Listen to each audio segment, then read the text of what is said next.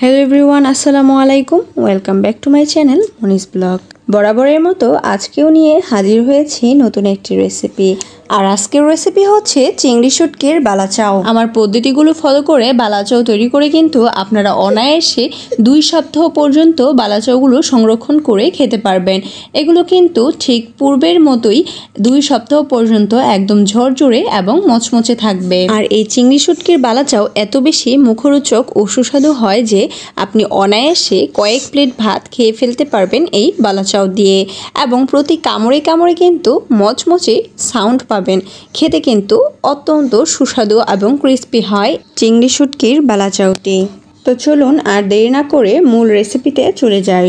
আজকের এই চিংড়ি শুটকির বালাচাও তৈরি করার জন্য প্রথমে আমাদের চিংড়ি শুটকিগুলো ভালোভাবে পরিষ্কার করে নিতে হবে। চিংড়ি শুটকিতে কিন্তু প্রচুর পরিমাণে ময়লা এবং বালি থাকে, তাই এটি কিন্তু ভালোভাবে যদি পরিষ্কার না করা হয় তাহলে কিন্তু কোনোভাবেই এই চিংড়ির বালাচাও বা যে কোনো চিংড়ি দিয়ে যাই করেন না কেন খেতে পারবেন না। তাই অবশ্যই চিংড়ি শুটকি দিয়ে কোনো কিছু করার পূর্বে ভালোভাবে পরিষ্কার করতে হবে। অনেকেই কিন্তু চিংড়ি শুটকি পরিষ্কার করার পদ্ধতিটি জানেন না, যে কারণে আপনাদের রেসিপিগুলো খাওয়া যায় না। আমার পদ্ধতিগুলো ফলো করলে আশা করি আপনাদের চিংড়ি শুটকিতে কোনো প্রকার ময়লা বা বালি থাকবে না। আমি প্রথমেই গরম পানির সাহায্যে এই চিংড়ি শুটকিগুলো কিছুক্ষণ নেড়ে চেড়ে ধুয়ে নিব এবং এতে থাকা বড় বড় ময়লাগুলোও ফেলে দিব। প্রায় 10 মিনিটের মতো গরম পানিতে এই চিংড়ি শুটকিগুলো ভিজিয়ে রাখার পর এবার একটি ছাঁকনির সাহায্যে ছেঁকে নিতে হবে। ছাঁকনির মধ্যে চিংড়ি শুটকিগুলো ছেঁকে নেওয়ার পর এবার ঠান্ডা পানি দিয়ে কয়েকবার ধুয়ে নিতে হবে। এক্ষেত্রে কিন্তু ছাঁকনির নিচে একটি পাত্র রাখতে হবে এবং পানি এমন পরিমাণে দিতে হবে যাতে করে ছাঁকনি পর্যন্ত ভেসে ওঠে পানিগুলো এবং চিংড়িগুলো ধুতে সহজ হয়। চিংড়ি শুটকিগুলো যেহেতু ছোট ছোট, তাই আপনারা যদি একদম একটি পাত্রের মধ্যে ডিরেক্টলি চিংড়িগুলো দিয়ে ধুতে চান তাহলে এটা উঠাতে একটু কষ্ট হবে। আর এভাবে ছাঁকনির সাহায্যে যদি আপনারা এগুলো ধুয়ে নেন তাহলে কিন্তু পরিষ্কার করাটা বেশি সহজ হয়ে যাবে। আপনারা দেখতেই পাচ্ছেন এই পাত্রের মধ্যে কতগুলো বালি জমে গেছে। এবার এইভাবে আরও 4 থেকে 5 বার এই চিংড়ি শুটকিগুলো ধুয়ে নিতে হবে। এভাবে যদি আপনারা চিংড়ি শুটকিগুলো ধুয়ে নেন আশা করি একটি কণা পর্যন্ত বালুও কিন্তু থাকবে না এই শুটকিগুলোর মধ্যে। আপনারা দেখতেই পাবেন আমি যতবার এই চিংড়ি শুটকিগুলো ধুতে যাব ততবারই কিন্তু এর থেকে ময়লাগুলো বেরিয়ে আসবে। 4-5 বার চিংড়ি শুটকিগুলো ভালোভাবে ধুয়ে নেওয়ার পর এবার আমি ছাঁকনির মধ্যে রেখে দেব পানিগুলো ঝরিয়ে নেওয়ার জন্য। যেহেতু আমি এই চিংড়ি শুটকি দিয়ে বালাচাও তৈরি করব, তাই চিংড়ি শুটকিগুলো অবশ্যই ড্রাই থাকা খুবই গুরুত্বপূর্ণ। এবার চিংড়ি শুটকিগুলো একটি সাইডে রেখে দিয়ে আমি পরবর্তী স্টেপে চলে যাচ্ছি। চিংড়ি শুটকির বালাচাও তৈরি করার জন্য প্রথমে আমি একটি কড়াইয়ের মধ্যে 6 থেকে 7টির মতো শুকনো মরিচ ভেজে নিব। শুকনো মরিচগুলো কেন প্রয়োজন হবে এটা আপনারা পরবর্তীতে দেখতে পারবেন। শুকনো মরিচগুলো ভেজে নেওয়া হয়ে গেলে এগুলো আমি হাতের সাহায্যে গুঁড়ো করে নেব এবং গুঁড়ো করা হয়ে গেলে একটি সাইডে রেখে দিয়ে পরবর্তী কার্যক্রমগুলো চালিয়ে নেব। এবার একটি কড়াই নিয়ে নিচ্ছি এবং কড়াইয়ের মধ্যে দিয়ে দিচ্ছি পর্যাপ্ত পরিমাণে সয়াবিন তেল। তেল যখন গরম হয়ে আসবে তখন এর মধ্যে দিয়ে দিব কুচি করে রাখা পেঁয়াজগুলো। এক্ষেত্রে কিন্তু চুলার হিট একদম হাই করা যাবে না, মিডিয়াম লো হিটে এই পেঁয়াজগুলো ভেজে নিতে হবে। অনেকটা পেঁয়াজের বেরেস্তা করার মতো করে ভেজে নিতে হবে। আরেকটা বিষয় কিন্তু মাথায় রাখতে হবে, এতে কিন্তু কোনো রকম লবণ চিনি কোনো কিছুই অ্যাড করা যাবে না। শুধু এই পেঁয়াজগুলো তেলের মধ্যে একদম লো হিটে ভেজে নিতে হবে। যতক্ষণ না পর্যন্ত ব্রাউন কালার হয়ে যাবে ততক্ষণ পর্যন্ত ভেজে নিতে হবে। এই পেঁয়াজ কুচিতে যদি কোনো রকম লবণ ব্যবহার করেন তাহলে কিন্তু এগুলো চিপসে পুতিয়ে যাবে, অর্থাৎ এগুলো শক্ত শক্ত হয়ে যাবে। খেতে কিন্তু ক্রিস্পিনেসটা একদমই থাকবে না।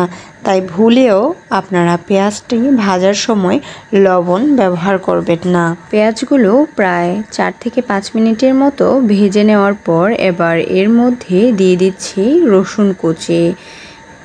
যেহেতু পেঁয়াজ কুচিগুলো ভেজে নিতে বেশি সময়ের প্রয়োজন হয় এবং রসুন কুচি কিন্তু অতি সহজেই ভেজে নেওয়া হয়ে যায়, তাই আমি পেঁয়াজ কুচিগুলো আগে ভেজে নিয়েছি এবং 5-6 মিনিটের মতো ভেজে নেওয়ার পর রসুন কুচিগুলো তেলে দিয়ে দিয়েছি।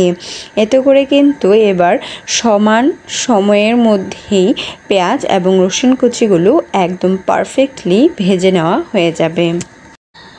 ইনগ্রিডিয়েন্টসগুলো ভেজে নিতে আপনাদের কাছে একটি রিকোয়েস্ট রইল। আপনারা যদি আমার মনীষ ব্লগ চ্যানেলে নতুন হয়ে থাকেন এবং আমার মনীষ ব্লগ চ্যানেলটি এখনও পর্যন্ত সাবস্ক্রাইব না করে থাকেন, তাহলে অবশ্যই আমার মনীষ ব্লগ চ্যানেলটি সাবস্ক্রাইব করে দিবেন এবং পাশে থাকা বেল আইকন বাটনটি অন করে দেবেন, যাতে করে আমার চ্যানেলের প্রত্যেকটি ভিডিও নোটিফিকেশন আপনি সবার প্রথমে পেতে পারেন। আপনি যদি কোনো প্রকার রান্নার রেসিপি পেতে চান তাহলে আমাকে কমেন্ট করে জানিয়ে দিবেন। আমি চেষ্টা করব পরবর্তীতে আপনার রিকোয়েস্ট করা রেসিপিটি তৈরি করে দেখানোর জন্য। চিংড়ির বালাচাও তৈরি করতে কিন্তু অনেকটা সময় এবং ধৈর্যের প্রয়োজন হয়। ধৈর্য সহকারে এবং অনেকটা সময় নিয়ে সকল প্রকার ইনগ্রিডিয়েন্টসগুলো ভেজে নিতে হয়।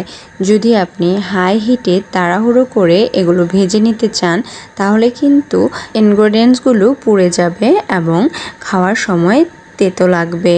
তাই ধৈর্য সহকারে এবং সময় নিয়ে সকল ইনগ্রিডিয়েন্টসগুলো ভেজে নিতে হবে। আর এটি যদি একবার বানিয়ে নিতে পারেন তাহলে 2 সপ্তাহ অনায়াসে খেতে পারবেন এবং এটি কিন্তু একদমই মচমচে থাকবে, একটুও কিন্তু ক্রিস্পিনেস চলে যাবে না। তাই ধৈর্য সহকারে আমি যেইভাবে এই বালাচাওগুলো তৈরি করব ঠিক একই পদ্ধতি ফলো করে বালাচাওগুলো তৈরি করে নেবেন। আপনারা দেখতেই পাচ্ছেন আমার পেঁয়াজ এবং রসুনের ভেরেস্তাগুলো অনেকটা ব্রাউন কালার হয়ে গিয়েছে। এই পর্যায়ে আমি চুলাটি বন্ধ করে দিয়েছি, কেননা এখন যদি আমি চুলাটি বন্ধ না করি তাহলে এই সকল ইনগ্রিডিয়েন্টসগুলো পুড়ে যাবে এবং খেতে তেতো লাগবে। এবার আমি সকল ইনগ্রিডিয়েন্টসগুলো ধীরে ধীরে উঠিয়ে নিচ্ছি। দেখতেই পাচ্ছেন আমার ভেরেস্তাগুলো কতটা ঝরঝরে হয়েছে। এবার পেঁয়াজ এবং রসুনের ভেরেস্তাগুলো সাইডে রেখে দিয়ে অবশিষ্ট যে তেল রয়েছে এর মধ্যে পরিষ্কার করে ধুয়ে রাখা চিংড়ি শুটকিগুলো দিয়ে দিব এবং ঠিক একইভাবে মাঝারি লো হিটে চিংড়ি শুটকিগুলোও ভেজে নেব। আমার মনীষ ব্লগ চ্যানেলে কিন্তু বিভিন্ন রকম আকর্ষণীয় মজাদার রান্নার রেসিপি ছাড়াও বেবিদের ডায়াপার সংক্রান্ত নানা রকম ভিডিও রয়েছে। আপনারা আমার চ্যানেলটি ভিজিট করলে জানতে পারবেন যারা নতুন মায়েরা বাচ্চাদের কোন ধরনের ডায়াপার ব্যবহার করলে কোনো রকম র্যাশ উঠবে না, ঠান্ডা লাগবে না এবং নিশ্চিন্তে আপনি বাচ্চাকে 10 থেকে 12 ঘন্টা অনায়াসে এক ডায়াপার ব্যবহার করতে পারবেন। সকল রকম ডায়াপার সংক্রান্ত ভিডিও এবং কোন ধরনের খাবার বেবিদের জন্য উপকারী এবং ক্ষতিকর সকল প্রকার ভিডিও আমার মনীষ ব্লগ চ্যানেলে দেওয়া রয়েছে। আপনারা দয়া করে আমার মনীষ ব্লগ চ্যানেলটি ভিজিট করলে কিন্তু জানতে পারবেন সকল রকম তথ্য। আপনারা দেখতেই পাচ্ছেন আমার চিংড়িগুলো কিন্তু ভেজে নেওয়া কমপ্লিট। এগুলো কিন্তু একদমই দেখতে ঝরঝরে। দেখুন আমার পেঁয়াজ এবং রসুনের বেরেস্তাগুলো কিন্তু একদম ঝরঝরে। এবার যেই কড়াইয়ের মধ্যে আমি এই ইনগ্রিডিয়েন্টসগুলো ভেজে নিয়েছি তার মধ্যে যেই অবশিষ্ট তেল ছিল তার মধ্যে আমি দিয়ে দিয়েছি 1 টেবিল স্পুন মরিচের গুঁড়ো এবং এর মধ্যে দিয়ে দিয়েছি স্বাদ অনুযায়ী লবণ। আপনারা যে পরিমাণ লবণ খান সেই অনুযায়ী লবণটি ব্যবহার করবেন। আমি আন্তরিকভাবে দুঃখিত, যখন তেলের মধ্যে মরিচ এবং লবণ অ্যাড করেছিলাম সেগুলো ভিডিওতে ধারণ করতে পারিনি। তো দেখতেই পেরেছেন আমি মরিচ এবং লবণের গুঁড়ো দেওয়ার পর তার মধ্যে দিয়ে দিয়েছিলাম পেঁয়াজ এবং রসুনের বেরেস্তা এবং ওগুলো দেওয়ার পর পুনরায় আবার দিয়ে দিয়েছি চিংড়ি শুটকির ভাজাগুলো। চিংড়ি শুটকির ভাজাগুলো দেওয়ার পর প্রথমেই যেই চিলি ফ্লেক্সগুলো করে রেখেছিলাম সেগুলো দিয়ে দিচ্ছি। আপনারা যে যে পরিমাণ ঝাল খান সেই অনুযায়ী মরিচটি ব্যবহার করবেন। এবার চিংড়ি শুটকির বালাচাওয়ের স্বাদ আরও 100 গুণ বাড়িয়ে দেওয়ার জন্য এর মধ্যে দিয়ে দিচ্ছি ম্যাগি ম্যাজিক মশলা। এই ম্যাগি ম্যাজিক মশলা দেওয়ার ফলে কিন্তু এর টেস্ট আরও কয়েক গুণ বেড়ে যাবে। আজকের এই ফুল রেসিপিটি তৈরি করার ক্ষেত্রে কিন্তু চুলার হিটটি একদম মিডিয়াম লো হিটে রাখতে হবে, না হয় সকল ইনগ্রিডিয়েন্টসগুলো কিন্তু পুড়ে তেতো হয়ে যাবে। তো আপনারা দেখতেই পাচ্ছেন আমার চিংড়ি শুটকির বালাচাওগুলো কিন্তু একদম তৈরি হয়ে গিয়েছে। এগুলো খেতে এত বেশি মজার হয় যা আপনি না খেলে বুঝতেই পারবেন না। আপনারা বাসায় একবার হলেও এই চিংড়ি শুটকির বালাচাওটি তৈরি করবেন, দেখবেন বাসার সবাই আপনার প্রশংসায় পঞ্চমুখ হয়ে যাবে। আর এই চিংড়ি শুটকির বালাচাও কিন্তু আপনি অনায়াসে 2 সপ্তাহেরও বেশি সময় ধরে খেতে পারবেন এবং এগুলো কিন্তু একদম ঝরঝরে এবং ক্রিস্পি থাকবে।